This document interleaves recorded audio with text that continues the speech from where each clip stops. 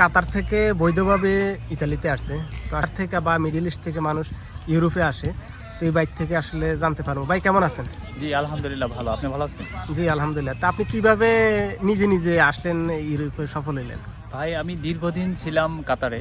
তো কাতার প্রায় আমি 7 বছরের মতো ছিলাম। তো ওইখান থেকে এক এজেন্সি সাথে যোগাযোগ হয়। তো ওইখান থেকে মানে আমার একটা ফ্রেন্ডও আসছে। তো ও বলছে যে এই এজেন্সিতে যাও, এই এজেন্সিতে গেলে এটা হতে পারে, সম্ভাবনা থাকবো। তারপরে আমি চিন্তা ভাবনা করলাম বেশ কিছুদিন, প্রায় 15-20 দিনের মতো চিন্তা ভাবনা করলাম যে কী করা যায়, আসলে লাইফটা একটু উন্নত করালে কী করা যায়। তো ভাবলাম যে ঠিক আছে যাই দেখি এজেন্সিতে। এরপরে গেলাম এজেন্সিতে, যা কাগজপত্র সব জমা দিলাম। তারপরে প্রসেসিংয়ে প্রায় আমার ওয়ার্ক পারমিট 2 মাসের মধ্যেই চলে আইছে। ছিলেন কাতারে, তো এখন কি মনে হয়, মানে কাতার থেকে আইসা কি ভুল করছেন এরকম কিছু মনে হয়? ভাই এটা তো আসলে ভুল মনে হয় আমার কাছে, কিন্তু এখন তো আইসা পড়েছি যেহেতু এখন কি আর করার, এখন থাকতেই হবে কষ্ট করে। একসময় ভালো ফিউচার আছে সামনে, একটা ভালো ফিউচার থাকবো।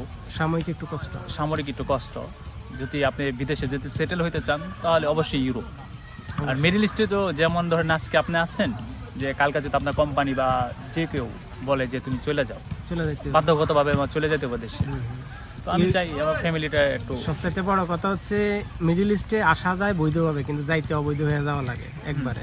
আর ইউরোপে আসে মানুষ অবৈধভাবে, কিন্তু যাইতে বৈধ হয়ে কাগজ নিয়ে পাসপোর্ট নিয়ে যাইতে পারে। অবৈধভাবে আসার চিন্তা করতেছে, তো বৈধভাবে যদি সুযোগ থাকে তো অবৈধভাবে তো অবশ্যই আসার দরকার নেই। তো ওদের জন্য কিছু বলেন?